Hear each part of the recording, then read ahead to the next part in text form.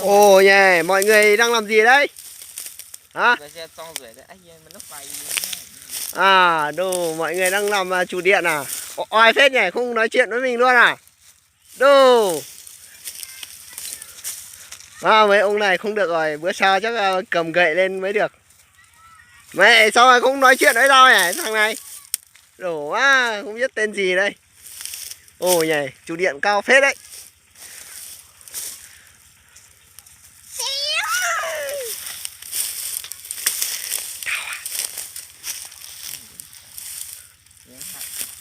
Gì cắn hai con á dạ.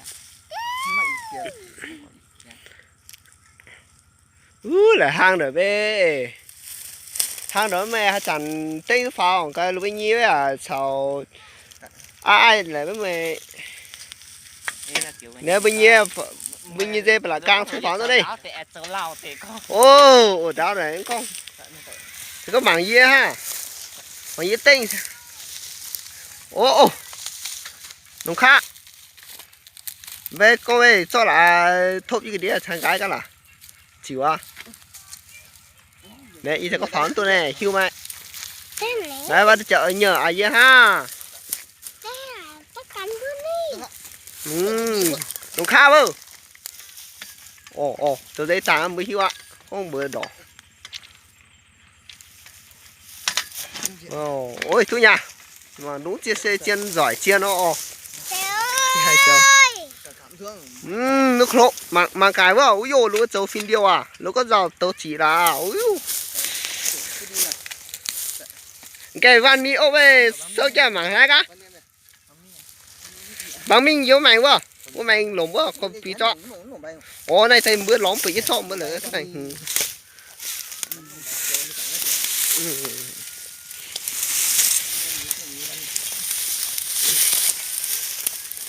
có phun bánh gì đó phun bánh gì ô khó tôi ô phun bánh gì đây phun có bánh thông gì vậy ồ nó ăn bánh thằng này rồi bánh thằng này không thể đi bụt cái này cái này ồ một chỗ này to phải có ý kiến phải có tay nghề phải hiểu mưa gan chớ tình nhìn mày hai nhá hả chấn to vậy này do mà khi thành hô cao một tí mưa Nãy giờ nó cho chủ điện mà. nãy thì chủ điện với ngay lại khăn đòi cầm sớ cho mình những đây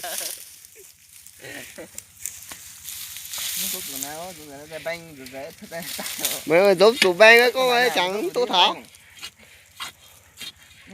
Nãy giờ có tránh hang nó tại vun sầu lúa bươn yôn nó tổng tập trung này như sinh ở này như đầu tiên ngắm thằng này mưa thì y mưa nặng con quả cái như này cái xây chịu à ố đéo mà nó tự nhiên mấy món ngỏ đéo à dạ nó mấy món lại dạ món hùng mà nó nhiều ồ nó mấy món đấy đó